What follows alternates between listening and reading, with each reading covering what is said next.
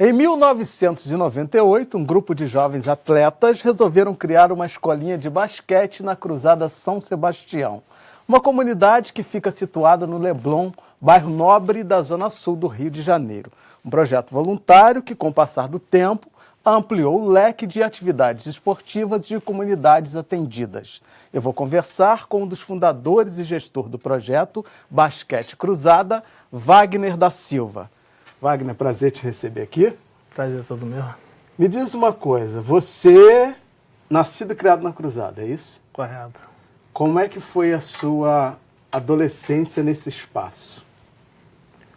Foi sua muito... infância, adolescência, né? Enfim. Então, foi muito boa.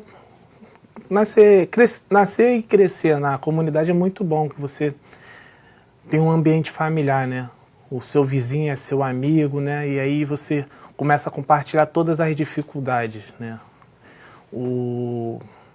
As coisas ruins é porque a todo momento a gente não tem referência, então o bandido passa a ser a referência da molecada, né?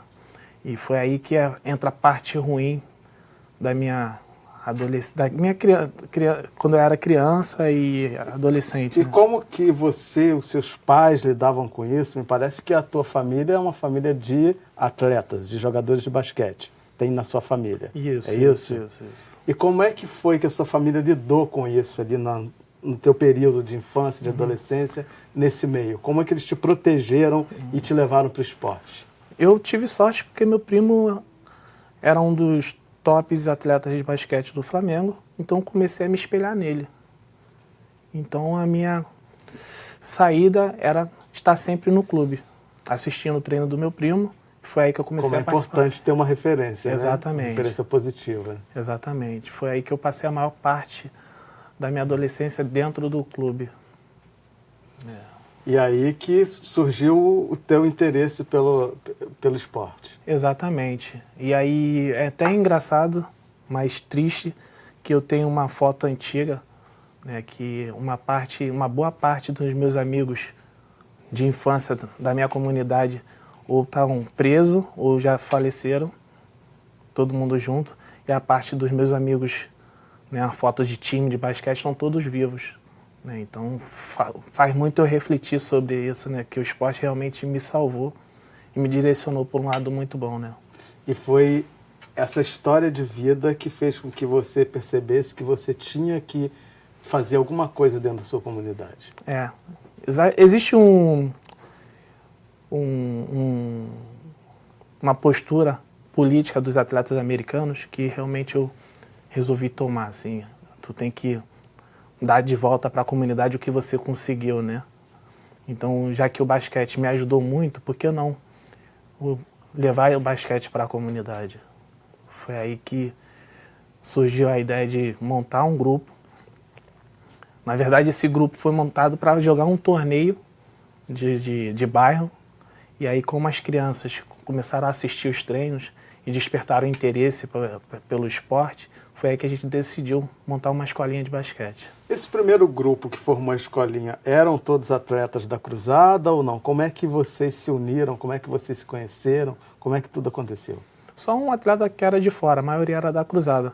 Mas ninguém sabia jogar basquete. Na verdade, só tinha eu e meu tio que sabia jogar basquete, mas esse amigo de fora. E foi aí que a gente começou a recrutar a galera. Pô, você pode fazer isso, pô, você pode fazer isso. Quer jogar com a gente? A gente tava armando uma peladinha lá, vai lá brincar com a gente. A gente começou a convidar a galera foi despertando interesse, e foi aí que a gente começou a ensinar, né, o básico do basquete para eles. E aí foi muito bom, né? Que aí a gente formou uma família ali, que tá até hoje, né, dando frutos. Ou seja, a escolinha acabou nascendo naturalmente. Exatamente. Vamos ver aqui um trechinho aqui de um vídeo seu, para a gente conversar depois. Sou morador da Cruzada São Sebastião, para quem não conhece.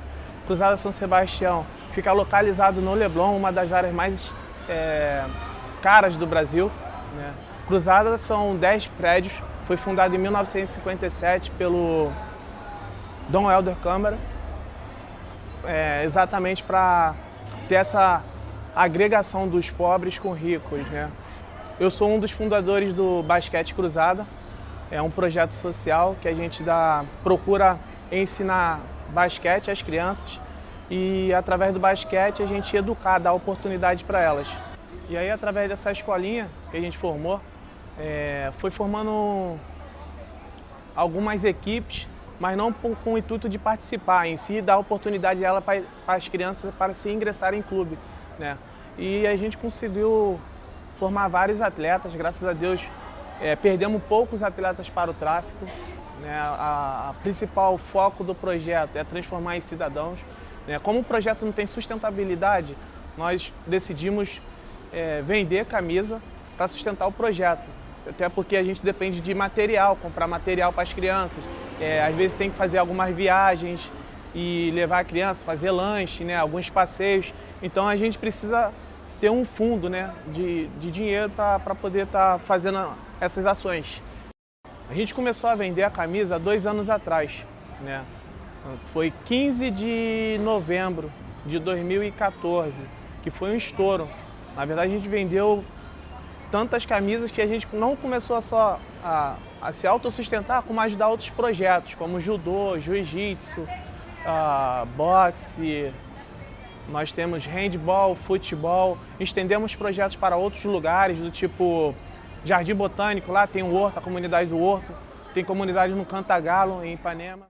Então, você fala nesse vídeo que essa comunidade foi criada para integrar o rico ao pobre. Isso aconteceu, de fato? Como é que é? Existe essa integração, assim? É um pouco difícil, né? Eu estou começando a estudar, assim, a história da cruzada, né? E percebe-se que a gente se sente um pouco excluído ainda do bairro em si, Leblon, né? Você acha realmente pouco ou você está sendo otimista? Acho que eu estou sendo otimista. Porque é muito difícil. Esse projeto do Dom Helder Câmara foi contra muitas pessoas ali, né? Se você pesquisar na internet, tem muita gente falando que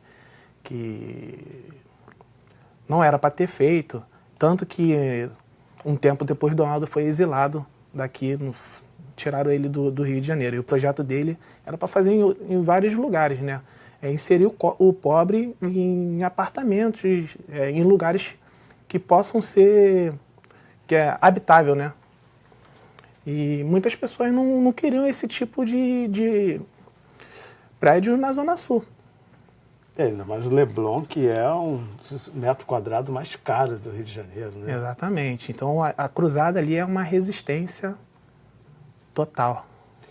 E esse projeto, você fala em resistência, esse projeto me parece ser de extrema resistência, né? Porque esse projeto, me parece que ele vem para competir, né? Por exemplo, com o tráfico, enfim, com as coisas que não são boas, que geralmente acontecem dentro de uma comunidade.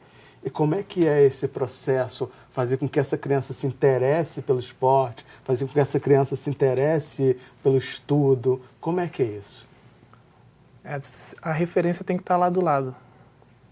Eu sou a referência lá. Nossos professores... Vocês têm que ser referência o tempo todo, isso é uma obrigação. Integridade o tempo todo, tem que cuidar da sua própria integridade. Então, nossos professores são um exemplo na comunidade, né? Eu sempre falo para eles, o Basquete Cruzada é um projeto revolucionário.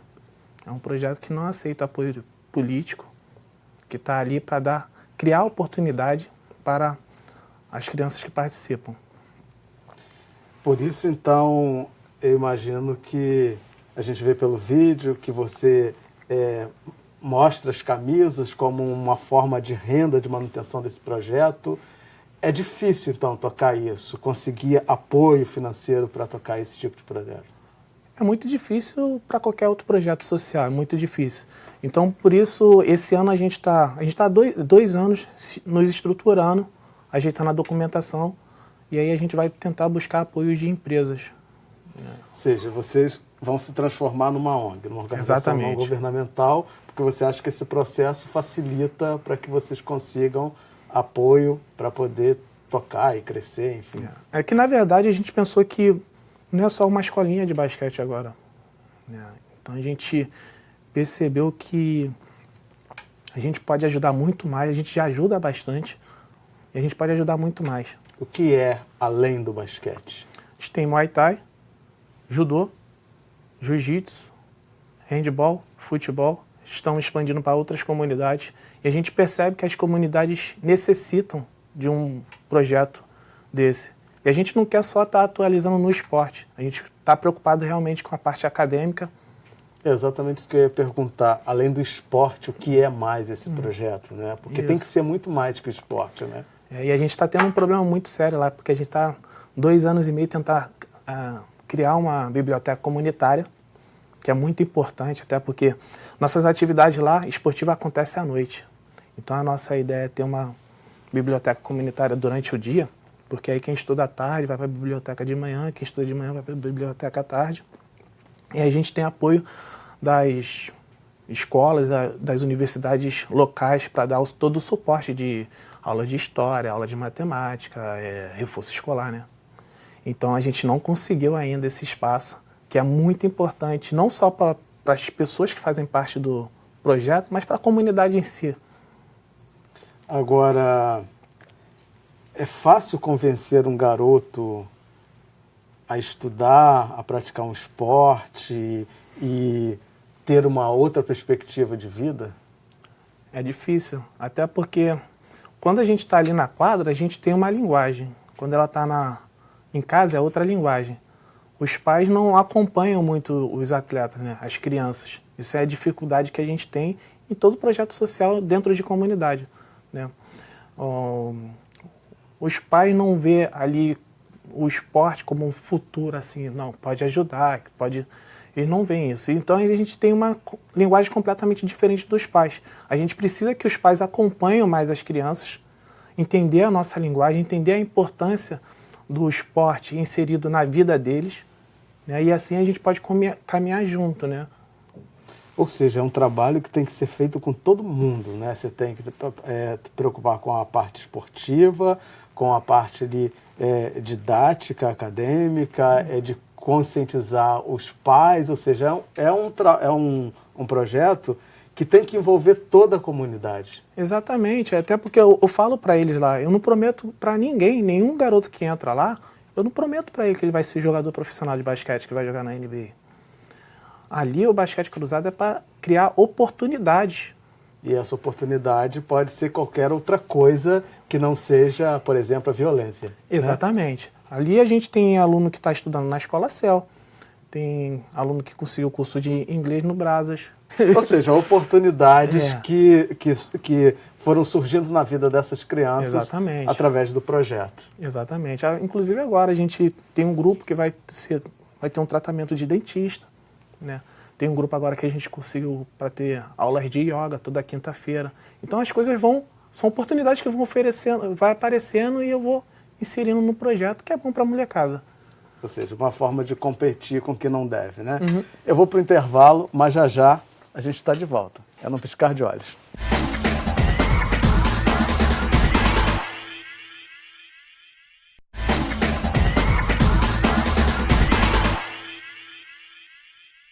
Estamos de volta e hoje eu estou conversando com um dos fundadores e gestor do projeto Basquete Cruzada, Wagner da Silva.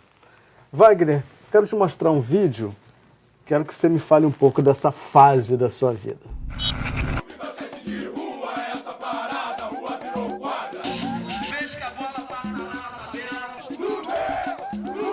Aqui Vigário não tem otário. Essa parada, rua virou quadra. Clube basquete de rua, essa parada, rua virou quadra. Aí, na moral. Clube basquete de rua, essa parada, rua virou quadra. Clube basquete de rua, essa parada, rua virou quadra. Clube basquete de rua, essa parada, rua virou quadra. Basquete de verdade é basquete de rua. Aí, compadre, sim, são eles. Eles estão chegando. Esses caras formam a maior liga urbana já vista em todo o território nacional. Com vocês, a Liga Urbana de Basquete, Lume!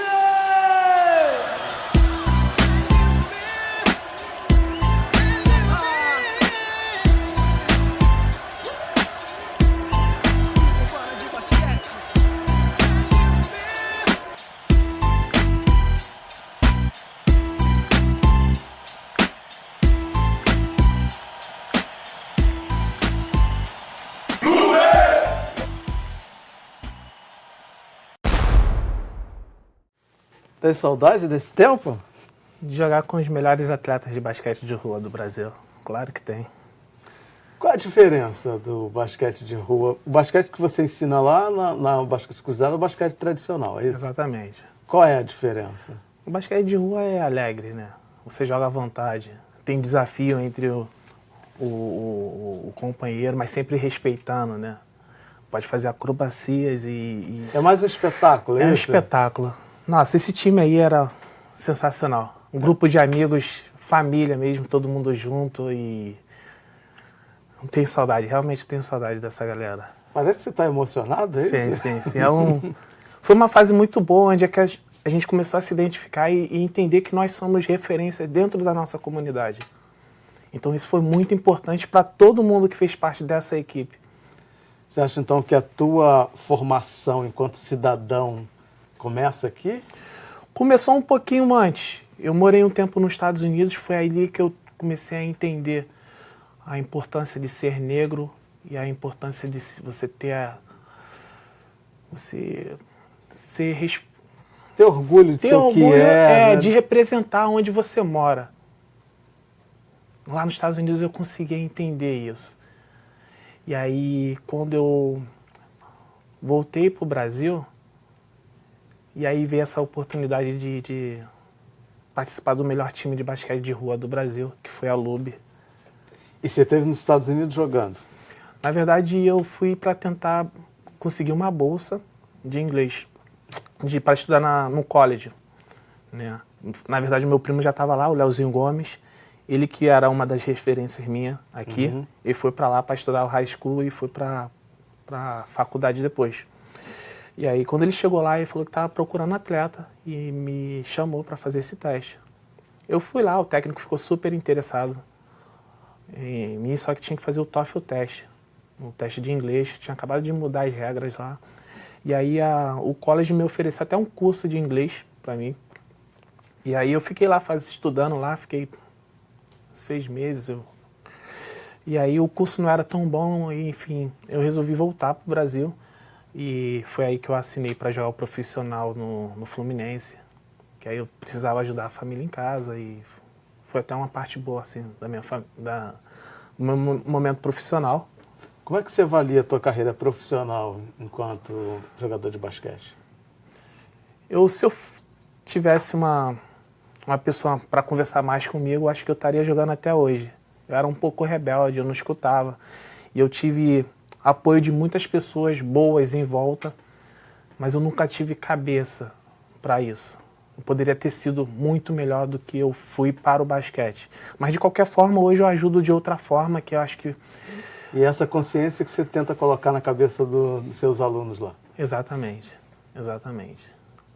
Que essa é meio que vocês não percam a oportunidade de algum momento que eu tenha perdido. Não perca o foco, né? Sonha, mas não durma. Isso eu sempre falo com eles. Você sonha bastante, mas não pode dormir. Isso é o conceito desse projeto, sonha, mas não durma? Exatamente, exatamente. Ou seja, não perca a oportunidade que está aí batendo a tua porta, entendeu?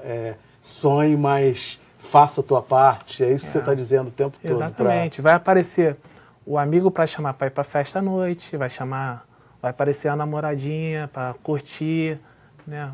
Mas você tem que manter o foco.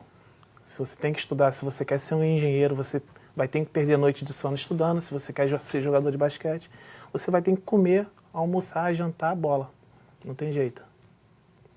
E qual é a avaliação que você faz hoje, nesses anos todos? Eu imagino que você deve ter atletas, né, que conseguiram construir uma carreira, embora esse não seja o objetivo, né, do projeto, né, não ser uma escola de atletas, mas sim de uma escola para formar cidadãos. Mas, naturalmente, deve ter atletas que conseguiram fazer uma carreira.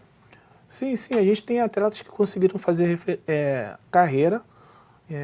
Na verdade, a gente até é bom para o projeto, a gente tem uma referência, né? Mas até uma certa parte eu acho que não é tão bom, porque os nossos atletas pensam sempre em ser jogador de basquete, esquece da parte acadêmica. Então a gente está muito preocupado com essa parte acadêmica, porque as crianças precisam realmente ir para a escola, os adolescentes precisam realmente estar nas universidades. É o que a gente precisa para a gente ter representatividade daqui a 5, 10 anos, né? Ou seja, pelo que eu vejo, você bate nessa tecla o tempo todo para que eles não se iludam achando estou aqui nessa escolinha, vou virar uma estrela do basquete. E isso não é uma realidade, né? Também porque é difícil, nem todo mundo tem o rendimento e a condição física e a capacidade para poder ser um atleta.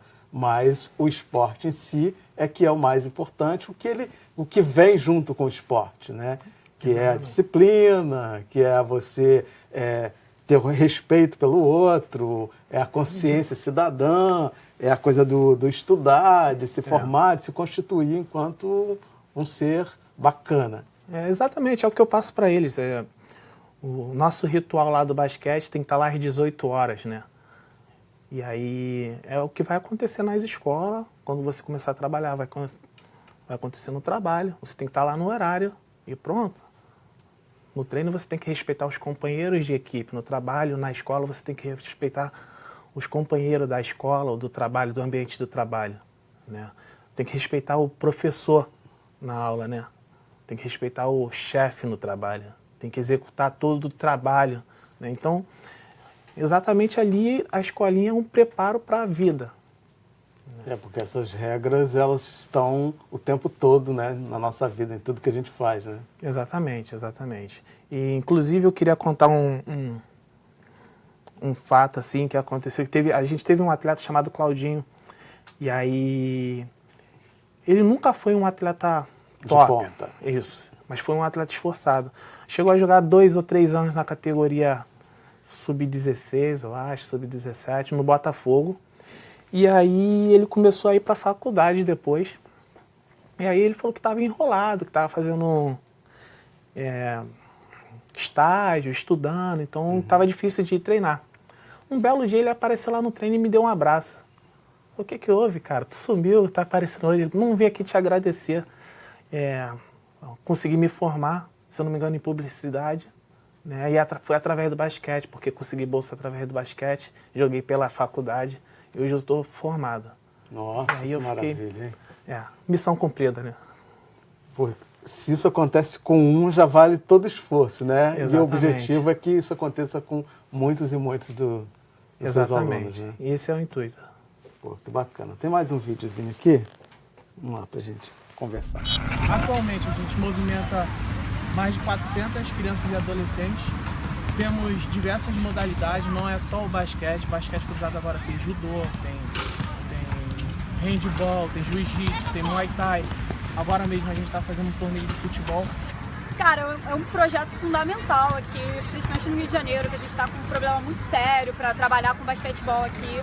E a iniciativa da Cruzada em fazer esse movimento aqui, né, chamando, atraindo ao público, principalmente no local aqui onde é aberto ao público. Tá todo mundo vendo a gente, é legal para o pessoal saber que o basquete ainda vive aqui no Rio de Janeiro, ainda está vivo. E agora aqui nesse momento a gente, meninas participando, é uma ótima oportunidade até para estar mostrando o basquete feminino aqui no Rio de Janeiro. Então eu espero que o projeto continue, ele dê continuidade, que ele ganhe cada vez mais força, que as pessoas vejam mesmo de verdade, e que ele cresça cada vez mais, e que o basquete não morra de jeito nenhum, nem o basquete nem nenhum outro esporte, que só fortaleça, que o esporte ele realmente resgata vidas e é fundamental. No nosso projeto, a parte atlética está sendo nota 10. Né? A gente conseguiu desenvolver, fortalecer outros projetos, né? E agora a gente está muito preocupado com a parte acadêmica de todos os atletas do projeto. Então a gente está vindo com uma biblioteca comunitária para poder ajudar, para manter a galera com tempo ocupado, né? Quem estuda de manhã vai para a biblioteca à tarde e vai treinar à noite. Quem estuda à tarde vai para a biblioteca de manhã. Ou seja, você batendo o tempo todo nessa tecla do estudo, né? Do conhecimento. Agora, mudando um pouco, trazendo um pouco do assunto para o esporte em si, é difícil fazer basquete no país do futebol? Como é que é essa relação de ser atleta, de trabalhar com um esporte num país onde a paixão nacional é o futebol? É um assunto polêmico. Mas eu considero o futebol como o câncer dos esportes no Brasil. Meu Deus, por quê? Bom, você tem 22 atletas numa equipe de futebol, onde chega a Olimpíada disputa uma medalha só. Aí você tem o judô, tem atletismo, tem o ping-pong, né? Tênis de mesa, taekwondo. São atletas de alto rendimento muito bom, que precisa ter um alto investimento e não tem nenhum apoio e vão lá na luta, na raça, para tentar conquistar uma medalha. O pessoal da natação também. E aí não consegue apoio, porque a maioria do investimento está no futebol. Isso é um pecado, porque é um país gigante como o Brasil não pode ficar atrás da Jamaica. Ou seja, tinha que ser mais democrático esse investimento nas atividades esportivas. Exatamente, foi o que a China fez. Hoje a China está lá em cima porque começou a investir. Inclusive o esporte no Brasil está inserido errado. O esporte tem que estar inserido dentro das escolas. Não tem que estar no clube. Tem que estar dentro das escolas. E tem que ter os intercolegiais de todas as modalidades. Tem que ter aquela representatividade local. Aí sim você pode pegar os melhores atletas da escola e inserir no clube. Perfeito, porque esporte é saúde e educação, né? Acho que isso teria que vir em primeiro lugar, né? Exatamente, exatamente. Wagner, da sua mão aqui.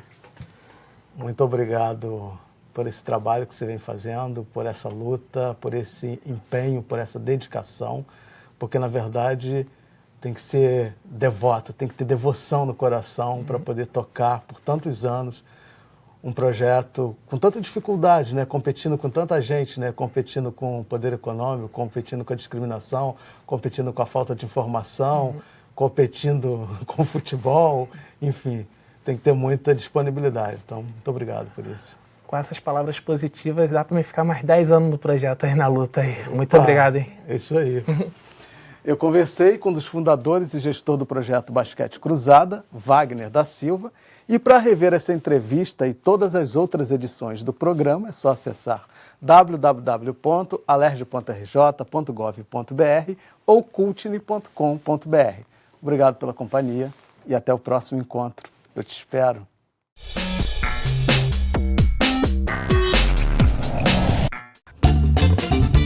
Fique ligado aí, essa parada. Curte na TV, é nóis.